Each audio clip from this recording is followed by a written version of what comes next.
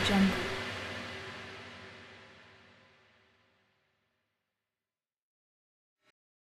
अस्सलाम वालेकुम प्यारे दोस्तों, जुल्फी नॉलेज लैंड में खुश आमदीद। सुल्तान सलाहुद्दीन अय्यूबी रहमतुल्लाह अलैह। सुल्तान मरहूम व मगफूर ने जिस गुलाम को हम सबसे ज्यादा नवाजा, आज वही अपने आका के गम में शरीक नहीं है। रजिया खातून ने बड़े तहम्मुल के साथ इन उम्रा की बातें सुनी और पर्दे के पीछे से मुखातिब हुई। तुम लोग ये किस तरह कह सकते हो कि सलाहुद्दीन हमारे गम में शरीक नहीं है? साशी उम्रा ने एक कमजोर दलील का सहारा लिया जो बज़ाहिर बहुत ताकतवर नजर आ रही थी। अगर वो खानदान नूरिया के साथ मुखलिस होता तो अब तक सुल्तान मलिक साले के दस्त मुबारक पर बैत करके अपनी वफादारी का सबूत दे चुका होता। इस जागुदाज मौके पर ना वो खुद आया और ना मलके आलिया की खिदमत में कोई ताज़ियतनामा अरसाल किया। यही वो अलामत है कि जिससे सलाहुद्दीन अय्यूबी की सरकशी और बगावत का इजहार होता है। आप अनकरीब देख लेंगी कि इसने अपनी गर्दन से खानदान नूरिया की गुलामी का तोप उतार फेंका है।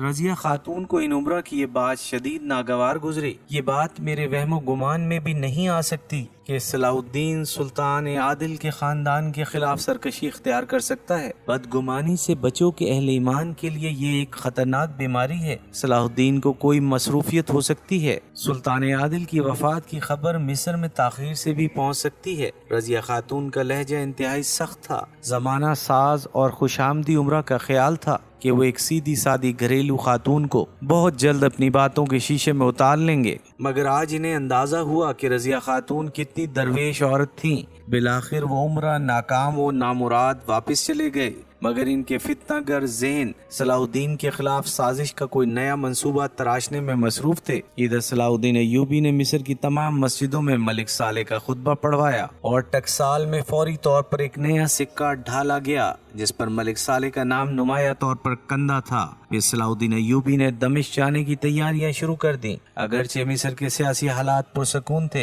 लेकिन सलीबी किसी वक्त भी शोरिश बर्पा कर सकते थे। इसी ख्याल से सालार अब्दुल्ला करशी और अमीर अजीजुद्दीन ने सलाहुद्दीन अय्यूबी को मशवरा देते हुए कहा, अगर आप मुनासिब समझे तो किसी नुमाइंदे के हाथ सुल्तान मलिक साले के नाम ताज़ियतनामा अरसाल कर दीजिए। हमारे नजदीक इस वक्त आपका मिस्र छोड़ना मुनासिब नहीं है। ये मैं जानता हूँ, सलाहुद्दीन अय्यूबी ने निहायत गमज़दा लहजे में कहा, मगर फिर भी मेरा जाना निहायत जरूरी है। मेरे आका के खानदान पर रंजो अलम का जो पहाड़ टूटा है, इसका अंदाजा यहाँ बैठकर नहीं किया जा सकता। मैं इनके दुख को कम नहीं कर सकता, लेकिन कम से कम अपनी मौजूदगी तो जाहिर कर सकता हूँ। ताज़ियतनामा अरसाल करना तो एक आम सी रस्म है और सुल्तान आदिल मुझे अपने खवास में भी सर फहरिस्त रखते थे। अगर ये वक्त गुजर गया तो मैं जिंदगी भर अपनी अदम शिरकत का कोई उज़र नहीं पेश कर सकूंगा। हो सकता है कि दमिश्क और शाम के लोग मेरे इस अमल को एहसान फरामोशी से ताबीर करें और मैं इस ताना जनी के साथ जिंदा रहना नहीं चाहता। ये कहते कहते इसकी आंखों में आंसू आ गए थे।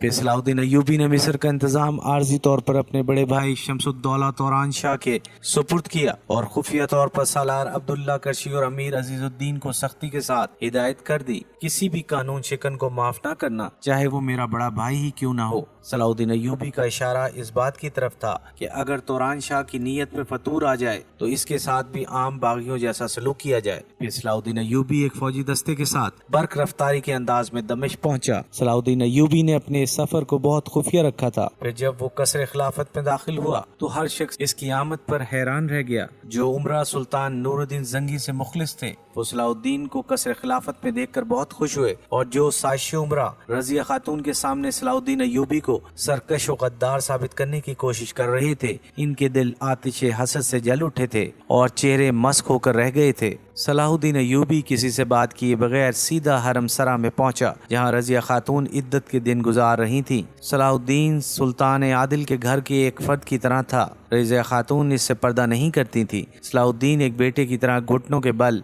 इनके सामने झुक गया और ज़ारो कतार रोने लगा। रजिया खातून ने मादराना शफकत के साथ इसके सर पर हाथ रख दिया और खुद भी रोने लगी। मुझे यकीन था कि तुम जरूर आओगे। फिर दूसरे दिन अजीब मंजर था जब 11 साला सुल्तान मलिक साले दरबार में दाखिल हुआ। इसके पीछे सलाहुद्दीन अय्यूबी था और बाद में दूसरे उमरा। सलाहुद्दीन ने खम होकर मलिक साले को तख्त पर बैठने का इशारा किया। जब मलिक साले तख्त पर बैठ गया तो सलाहुद्दीन ने दाएं जानिब 10 बस्ता खड़े होकर हाजरीन दरबार से खिताब किया। इसके आंसू बह रहे थे और आवाज शिद्दत जज्बात से भरी हुई थी। आज हम अहले दर्द के लिए یہ سب سے زیادہ جان گداز گھڑی ہے۔ یہ سلطان عادل ہمارے درمیان موجود نہیں ہے، مگر پھر بھی یہ مقام شکر ہے کہ ہم آقا زادے سلطان ملک صالح کی شکل میں اپنے مرحوم آقا کو دیکھ رہے ہیں۔ حق تعالیٰ سے میری دعا ہے کہ آقا کی یہ نشانی تا دیر سلامت رہے اور پرچم نوری کے سائے میں تمام ملت اسلامیہ متحد ہو جائے۔ یہ کہہ کر صلاح الدین ایوبی کچھ دیر کے لیے خاموش ہو گیا۔ پورے دربار پر گہرا سکوت طاری تھا۔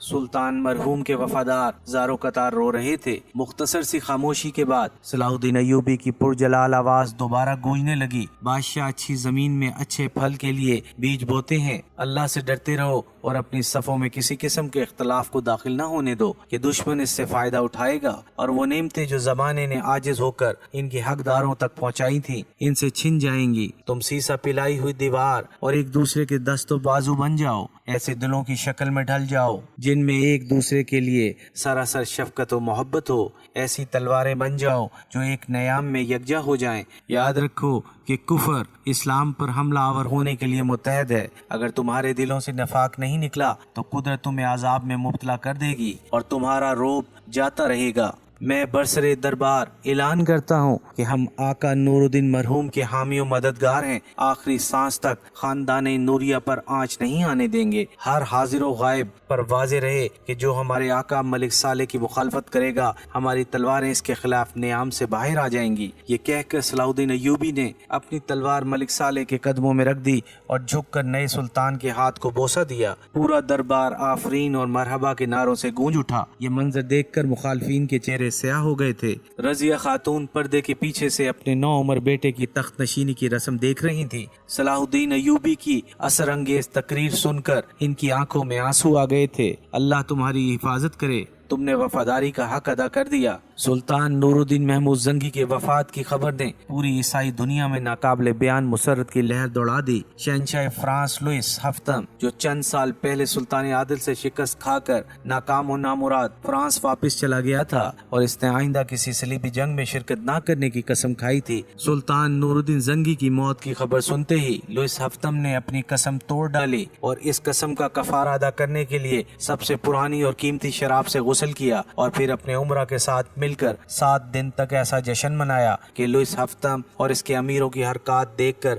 فحاشی اور یعنی بھی پناہ مانگنے لگی۔ پھر جب ہوس و بدکاری کی محفل ختم ہوئی تو اس نے شاہ یروشلم اموری کی خدمت میں قیمتی تحائف بھیجے اور مبارکباد کا ایک خط بھی تحریر کیا۔ عیسائیت کا سب سے بڑا دشمن مر گیا، آگے بڑھ کر چھوٹے موٹے دشمنوں کا بھی کلا کما کر دو، پھر یہاں تک پیش قدمی کرو کہ مسلمانوں کے مقدس شہر مکہ اور مدینہ بھی تمہارے قبضے میں آ جائیں۔ میرے سارے وسائل اس جنگ کے لیے وقف ہیں۔ شہنشاہ فرانس لوئس ہفتم کا یہ خط یروشلم کے دربار میں باواز بلند پڑا گیا۔ کاہن بدطریق جو شاہ اموری کے قریب دائیں ہاتھ پر بیٹھا تھا جوش جذبات میں اپنی نشست سے اٹھ کھڑا ہوا اور چیخنے کے انداز میں کہنے لگا، یہ سب میری روحانی طاقت کا کرشمہ ہے کہ عیسائیت کا سب سے بڑا دشمن موت سے ہمکنار ہوا۔ شاہ یروشلم نے بڑے دربار میں کاہن بدطریق کی روحانی طاقت کا اعتراف کیا، قیمتی انعامات سے نوازا اور ساتھ ہی یہ مطالبہ بھی کر دیا کہ سلطان زنگی کی طرح صلاح الدین ایوبی کو بھی ہلاک کر دیا جائے تاکہ ہمارے راستے کا آخری پتھر بھی ختم ہو جائے۔ کاہن بدطریق نے سر دربار اعلان کیا، خداوند یسوع مسیح کے کرم سے صلاح الدین ایوبی بھی